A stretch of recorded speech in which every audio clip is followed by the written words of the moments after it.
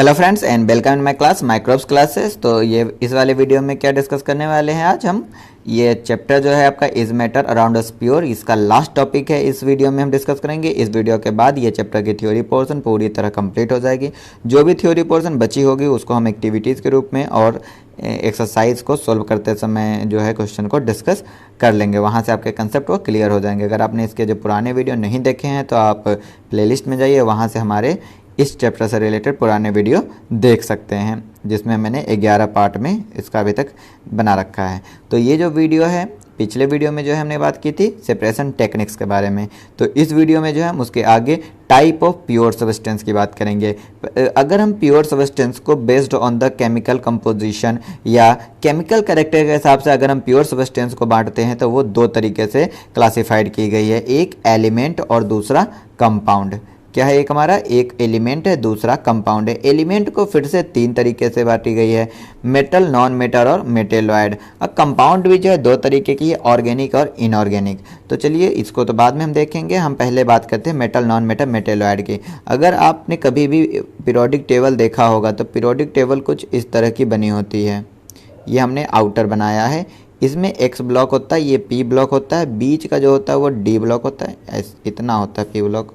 Sorry, देखिए हम बनाते हैं इसको थोड़ा सही से।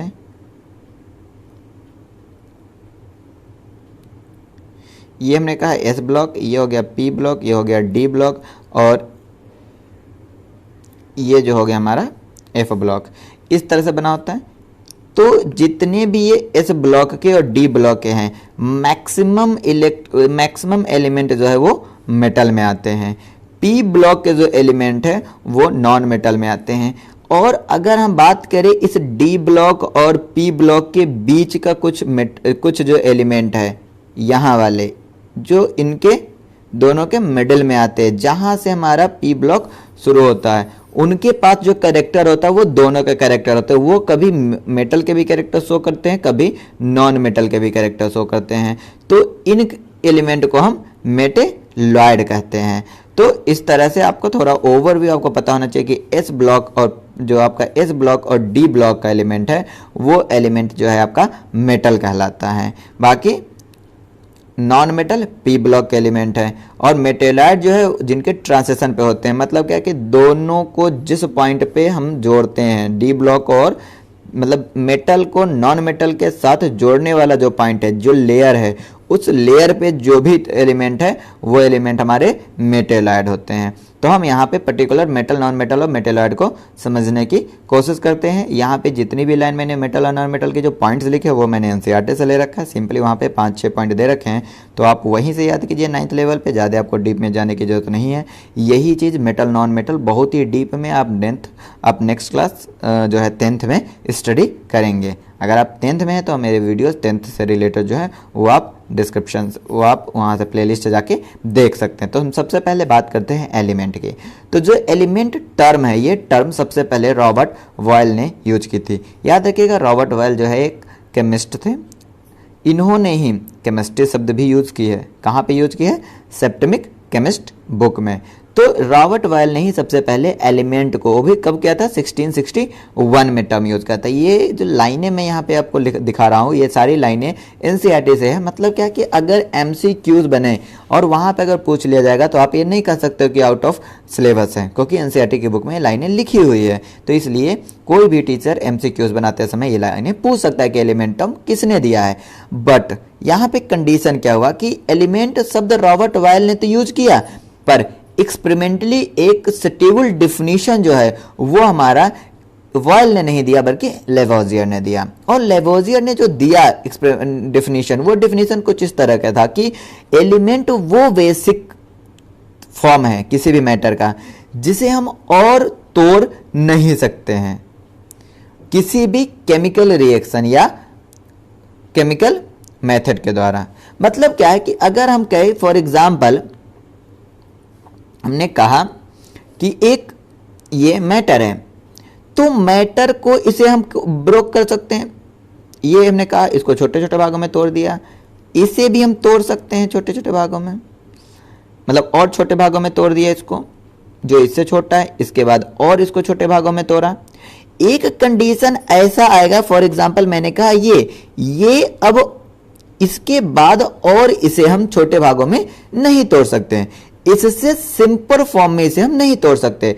तो ये जो हमारा आया जो सबसे सिंपल फॉर्म है, इस सिंपल फॉर्म को हम उस मैटर का एलिमेंट कहते हैं। तो एलिमेंट को लेवाइजर ने कैसे डिफाइन किया था कि जो सबसे सिंपल फॉर्म होगा, जिसे हम किसी केमिकल प्रोसेस या केमिकल रिएक्शन द्वारा नहीं तोड़ सकते हैं स्मॉलर फॉर्म में, उससे छोटे मॉलिक्यूल, उससे छोटे फॉर्म में नहीं तोड़ सकते, वो बेसिक या सिंपल फॉर्म जो होगा वो एलिमेंट कहलाएगा। एलिमेंट को तीन तरह से मोस्टली डिवाइड किया गया है, मेटल, नॉन मेटल और मेटेलॉइड। तो अगर हम मेटल की बात करें तो मेटल जो है वो सबके सब कुछ एक डिफाइंड कैरेक्टर रखते हैं। उन कैरेक्टर को हम यहाँ पे देख रहे हैं, यहाँ पे ध्यान दीजिएगा, यहाँ पे मेटल के जो है हम सिर्फ फिजिकल कैरेक्टर को देख रहे हैं। केमिकल कैरेक्टर को हम 10th क्लास में बहुत ही डिस्क्रिप्शन के साथ बहुत ही डिटेल में स्टडी करेंगे। तो यहाँ पे जो है मेटल के कौन सा कैरेक्टर देख रहे हैं, फिजिकल कैरेक्टर देख रहे हैं। तो फिजिकल कैरेक्टर में सबसे पहला अगर बात करें मेटल की, तो मेटल जो है लस्ट्रस होता है या शाइनिंग देता है।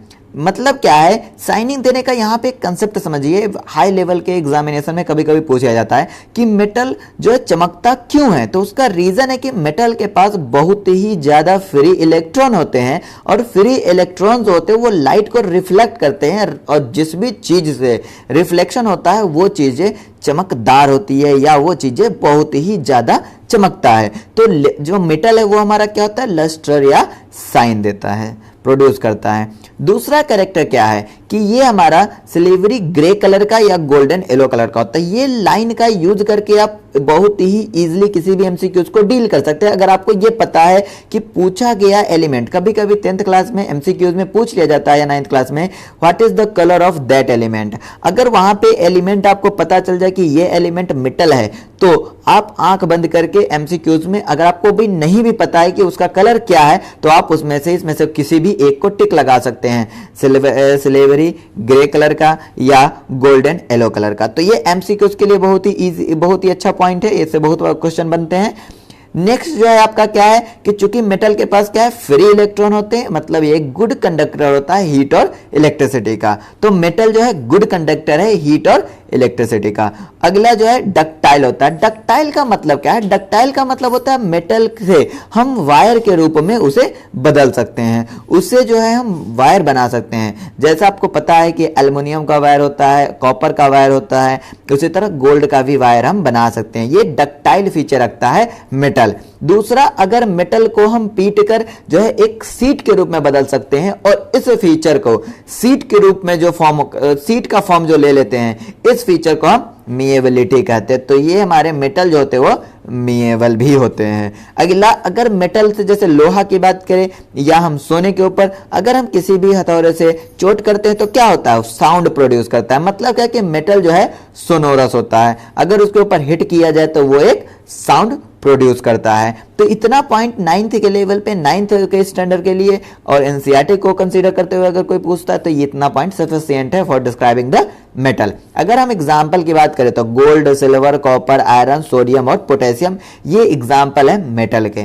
नेक्स्ट टॉपिक क्या हमारा, नॉन मेटल। जिस तरह से सारे मेटल इस कैरेक्टर को जो प्रीवियस स्लाइड में मैंने बताया उस कैरेक्टर को शो करते हैं, उसी तरह सारे नॉन मेटल जो है कुछ कैरेक्टर को शो करते हैं। देखते हैं वो क्या है। वो character just opposite to the non metal है। जैसे मेटल का वहां पे हमने बताया था कि कलर क्या होता है, ग्रे कलर का हो सकता है या येलो हो सकता है, गोल्डन कलर का हो सकता है। अगर हम बात करें मेटल, नॉन मेटल की, तो नॉन मेटल का कलर कंफर्म नहीं है, मतलब इनके कलर में बहुत ही ज्यादा वेराइटीज पाई जाती है, मतलब वेरियस कलरेशन दिखाते हैं। अगला क्या है कि वो हमारा मेटल क्या था, गुड कंडक्टर था, लेकिन नॉन मेटल क्या हमारा बेड कंडक्टर है हीट और इलेक्ट्रिसिटी का। मतलब क्या है कि नॉन मेटल में जो है वो हमारा फ्री इलेक्ट्रॉन कम होंगे। मेटल हमारा लस्ट्रस था पर ये लस्ट्रस नहीं होता है। मेटल सोनोरस था, नॉन मेटल सोनोरस नहीं होता है। वो मीएबल था मेटल, नॉन मेटल हमारा मीएबल नहीं होता है। और मेटल जो था वो डक्टाइल था, नॉन मेटल डक्टाइल नहीं होता। डक्टाइल की जगह क्या होता है, इसे वायर के रूप में नहीं बदला जाता, ये तुरंत टूट जाता है। जैसे आपको पता है ग्रेफाइट जो होता है वो कार्बन का एक फॉर्म है जो कि पेंसिल की लिड बनाई जाती है। अगर पेंसिल को आप थोड़ी भी ऊंचाई से फेंकते हो तो वो हमारा ग्रेफाइट का जो नोक होता है वो टूट जाता है, तो वो हमारे इसे हम भंगुर कहते हैं। मतलब ये डक्टाइल के जस्ट अपोजिट फीचर का होता है। वो मतलब क्या है, ब्रोक हो जाएगा छोटे छोटे पीसेस के रूप में। अगर हम मेटल नॉन मेटल के एग्जांपल की बात करें तो hydrogen, oxygen, iodine, carbon, bromide या ब्रोमीन और क्लोराइड या क्लोरीन हमारा नॉन मेटल होता है। ओके, अगर हम मेटेलॉइड की बात करेंगे तो कुछ ऐसे एलिमेंट हैं जो दोनों के कैरेक्टर दिखाते हैं, मेटल के भी नॉन मेटल के। ऐसे एलिमेंट को हम मेटेलॉइड के कंसीडर में करते हैं। देखिए ध्यान रखिएगा, कुछ टेम्परेचर पे क्या होता है, जैसे कुछ टेम्परेचर के नीचे जो है वो इंसुलेटर की तरह मतलब नॉन मेटल की तरह बिहेव करते हैं, पर कुछ कैरेक्टर कुछ टेम्परेचर के ऊपर जाने पर वो हमारा मेटल की तरह बिहेव करते हैं या मेटेलिक कैरेक्टर दिखा देते हैं। मतलब क्या है कि कंडक्टर हो जाते हैं। तो ये इंसुलेटर से कंडक्टर में कन्वर्ट होने का प्रोसेस जो है वो टेम्परेचर डिपेंडेंट होता है। तो इसलिए सर्टेन कंडीशन में जो एलिमेंट है वो दोनों के कैरेक्टर दिखाते हैं, नॉन मेटल के और मेटल के। जैसे एग्जांपल बोरॉन, सिलिकॉन और जर्मेनियम है। देखिए टोटल जो है आपके पास प्रेजेंट टाइम में अगर हम आपसे बात करें तो टोटल 120 एलिमेंट डिस्कवर हो गए हैं। इस 120 एलिमेंट में से 92 एलिमेंट जो है वो नेचर में है, बाकी 92 के अलावा जो ऊपर के एलिमेंट है वो मैन मेड होते हैं। एमसीक्यूज के क्वेश्चन है इसलिए मैंने यहाँ पे कंसीडर किया है। इस 92 में से सिर्फ 25 जो है वो बायोलॉजिकल सिस्टम को बनाने में काम आता है। मतलब 92 नेचर में है, 120 टोटल खोजे गए हैं। 92 के ऊपर के जितने भी एलिमेंट है वो मैन मेड है और वो रेडियो एक्टिव है मैक्सिमम। और इस 92 जो कि नेचर में पाए गए, इस 92 में से 25 एलिमेंट जो है हमारी बॉडी में पाए जाते हैं, मतलब हमारी बॉडी के या लिविंग ऑर्गेनिज्म को बनाने में काम आते हैं। मेजॉरिटी जो एलिमेंट है वो हमारा सॉलिड फॉर्म में होता है। टोटल 11 ऐसे एलिमेंट हैं जो कि गैसियस स्टेट में होता है और सिर्फ 2 ऐसे एलिमेंट है, मतलब 2 एलिमेंट है जो कि लिक्विड होता है। यहां पे हम सॉलिड, गैसियस या लिक्विड की बात करें वो रूम टेम्परेचर की बात करें। रूम टेम्परेचर आपका क्या होता है 27 to 35 तक माना जाता है। यहां पे जो 2 एलिमेंट जो कि लिक्विड है वहां पे एक एलिमेंट मेटल में है, दूसरा एलिमेंट हमारा नॉन मेटल में है। ध्यान दीजिएगा, मरकरी जो है वो मेटल है जो कि हमारा गैसियस स्टेट में, लिक्विड स्टेट में है, और ब्रोमीन जो है नॉन मेटल है जो कि हमारा लिक्विड स्टेट में है। यहां पे मरकरी जो है, सिर्फ मरकरी एक ऐसा मेटल है जो कि लिक्विड स्टेट में, मतलब इसके अलावा जितने भी मेटल है वो मैक्सिमम सॉलिड रूप में है। ओके, सबसे सॉफ्ट मेटल जो है वो सोडियम है, उसे हम चाकू से भी काट सकते हैं। 303 केल्विन के ऊपर, मतलब रूम टेम्परेचर के थोड़ा ऊपर ले जाने पर गैलियम और सीजियम ये दोनों भी लिक्विड स्टेट में आ जाते हैं। ओके, कंपाउंड की अगर बात करें तो 2 या 2 से अधिक एलिमेंट को किसी भी फिक्स्ड प्रोपोर्शन में किसी केमिकल मेथड को द्वारा कंबाइन कर दिया जाए तो जो भी सब्सटेंस बनेगा उस सब्सटेंस को हम कंपाउंड कहेंगे। क्या मैंने कहा, 2 या 2 से अधिक एलिमेंट को फिक्स्ड प्रोपोर्शन में किसी भी केमिकल मेथड के द्वारा कंबाइन कर दिया जाए तो जो सब्सटेंस बनेगा उसे हम कंपाउंड कहेंगे। ओके, कंपाउंड 2 तरीके के हो सकते हैं, एक जो कि लिविंग थिंग्स में पाए जाते हैं या लिविंग थिंग्स के बॉडी में वो प्रेजेंस होते हैं, उसे हम ऑर्गेनिक कंपाउंड कहते हैं, और दूसरा जो कि लिविंग थिंग्स में नहीं होते, नेचर में मिनरल्स के रूप में होते, उसे हम इनऑर्गेनिक कंपाउड कहते हैं। ओके, अब यहाँ पे जो है हमने आपका मिक्सचर और कंपाउंड को डिफरेंशिएशन किया है, डिफरेंस लिखा है यहाँ पे 4 पॉइंट है जो कि एनसीईआरटी की बुक से है, तो समझने की कोशिश कीजिए सिर्फ इस लाइंस को। क्या है कि मिक्सचर वे कंपाउंड होते 2 या 2 से अधिक कंपाउंड को अगर हम नॉर्मली मिक्स कर दे, मतलब किसी भी फिक्स प्रोपोर्शन में ना रखे और डायरेक्ट मिक्स कर दे तो वो हमारा मिक्सचर बनाता है। डायरेक्ट मिक्स करने का मतलब ही है कि उससे कोई भी नया प्रोडक्ट फॉर्मेशन नहीं होगा और उनका कंपोजिशन फिक्स्ड नहीं होगा, मतलब वेरिएबल होगा। दूसरा क्या है कि जब भी मिक्सचर बनाएंगे, जैसे मैंने कहा कि नींबू और पानी का मिक्सचर बनाओ, तो क्या होता है, नींबू पानी दोनों के कैरेक्टर होते हैं। मतलब क्या है कि जो कैरेक्टर है, प्रॉपर्टीज है मिक्सचर के, वो डिपेंड करता है उनके कंपोनेंट के ऊपर। अगर हम कंपोनेंट की बात करें तो उसे हम by the physical method separate कर सकते हैं।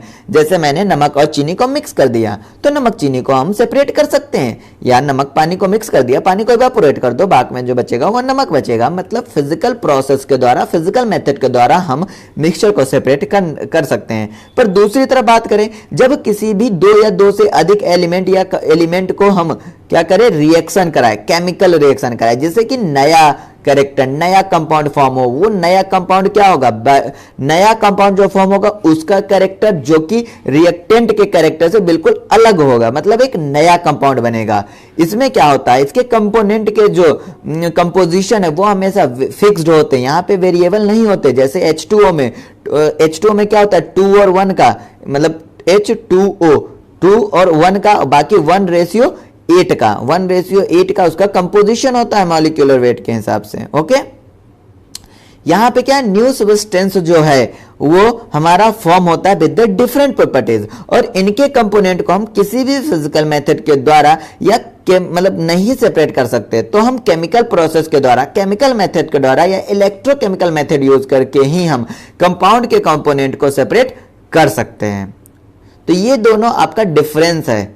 ओके, नेक्स्ट ये हमने पूरी की पूरी स्लाइड, ये पूरा का पूरा चैप्टर का समरी है। जैसे हमने पहले स्टडी की थी मैटर को दो तरीके से बांट सकते हैं, प्योर सब्सटेंस और मिक्सचर दो तरीके को होती है, होमोजीनियस, हेट्रोजीनियस। जैसे पानी और चीनी का जो है हमारा होमोजीनियस होता है, वहीं पे जो है आपका वाटर और सैंड मिक्स कर दिया जाए तो वो हमारा हेट्रोजीनियस होगा।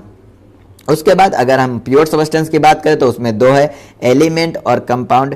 एलिमेंट के अंदर 3 है, मेटल है, नॉन मेटल, मेटलॉइड है। कंपाउंड के अंदर 2 है, ऑर्गेनिक कंपाउंड और इनऑर्गेनिक कंपाउंड। इस तरह से ये चैप्टर की थ्योरी पोर्शन आपकी कंप्लीट होती है। इसके जस्ट बाद हम आपको इसके ऊपर जो है इसके एक्टिविटीज़ को डिस्कस करेंगे एक वीडियो में, और उसके बाद 2 वीडियो में हम इस एक्सरसाइज के, मतलब इस चैप्टर के एक्सरसाइज और जो इंटेक्स क्वेश्चन है उसको डिस्कस करेंगे। तो अगर आप नए हैं तो चैनल को सब्सक्राइब कीजिए, इस वीडियो को अपने दोस्तों के साथ ज़्यादा ज़्यादा शेयर कीजिए, और अगर आप मतलब 9th क्लास में तो बेल आइकन दबा दीजिए, जिससे कि हमारे सारे वीडियो आपको टाइम टू टाइम मिलते रहे। Thank you for watching this video.